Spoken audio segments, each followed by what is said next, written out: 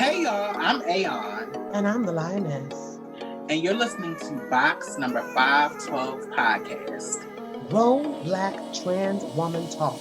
Changing your world one conversation at a time. The show begins now.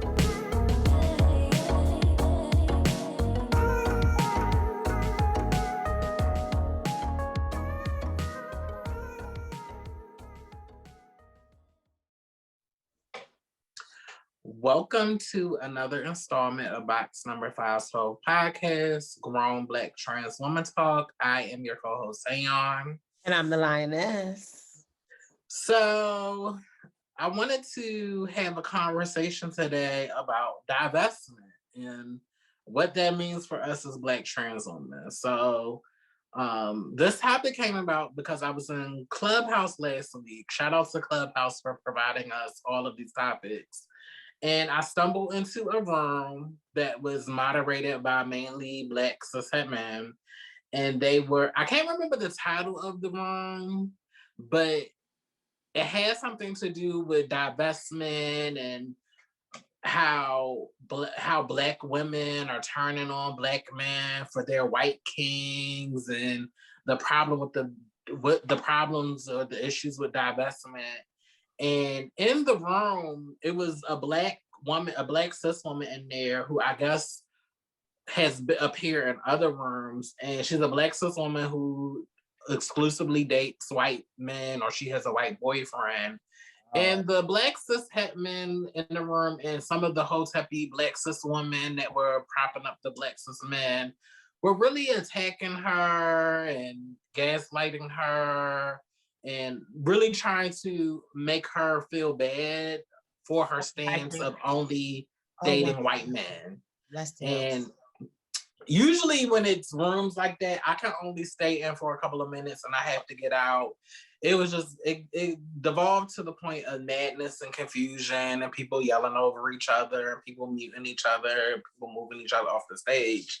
So I got out the room. I have yet to run into a good Clubhouse argument. I've heard tall tales, but I mean, I've heard the bickering and the cattiness, but I haven't heard the yelling yet, bitch. Like, I haven't had a good rumble. No, they were yelling, and it was mainly the Black cis het men like yelling and like asking her questions to kind of reinforce their misogynistic points. But I figured that this will be a great opportunity for us to talk about what divestment is and to really talk about what it looks like in our lives. I like to think that I'm a person, I wouldn't call myself a divester, but I definitely have a divestment politic. And I'm really interested in having this conversation and in the context of what it looks like for us as Black trans women, because a lot of the divestment conversation centers around Black cis women. Right. And I just kind of wanted us to assert ourselves in this conversation because I think even in prior conversations on our podcast, we've kind of alluded to the need to divest from not necessarily Black cis men, but like BL culture, in order to save ourselves, in order to give ourselves peace of mind. And this is a legitimate movement. I've seen YouTubers, mainly Black cis women, make videos about this topic, and now it's really becoming a thing. So I pulled up an article on Medium, and it's just a basic overview of what divestment is, right? So, Divest, a movement for Black women. And this was published in August of 2020. What is divestment? Divestment is simply Black women choosing to put our needs and womanhood first. It is not giving access to any individual, group, cause, or agenda that does not uplift Black women and our image. This also includes other Black women as well. Furthermore, divesting has absolutely nothing to do with censoring men of any race. It is a movement about raising personal standards and taking any man, race, or group off the pedestal and replacing them with ourselves. There seems to be a lot of confusion surrounding what exactly divesting is and who it's for. So to set the record straight and so that we are very clear, this movement is started by and exclusive to Black women. It seems that every time Black women start something, it always manages to get co-opted and convoluted by other parties. That stops today. As Black women in 2020, we will no longer allow the kumbaya, all-inclusive energy that has traditionally permeated Black women's spaces. Today, we get on cold by centering our own self-interest as important. For some, this might be offensive, but that's fine because Black women are done being bullied into staying in our place and going along with the status quo. We are done expecting less while doing the most. Ooh. More than ever, Black women have options. Options in terms of careers, dating, mating, choices, where we live, who we listen to, and who we deem valuable. But more often than not, Black women choose to be boxed into narratives that put us last in our own story. And in some cases, even as the butt of the joke. The divest movement is about centering Black women front and center. Divestment is saying no to being relegated to the sidelines or being a B player in someone else's story. It's about being a headliner. And it's some more stuff, but I won't keep reading. But I think I said enough for us to get the basic idea, just the basic general idea of what divestment is in relation to Black women and this Black movement. And a lot of the conversation that was in that clubhouse room, a lot of the Black cishet men made assumptions that if you were a quote unquote divester, that you hated Black men, that you put white men on a pedestal, and fighting.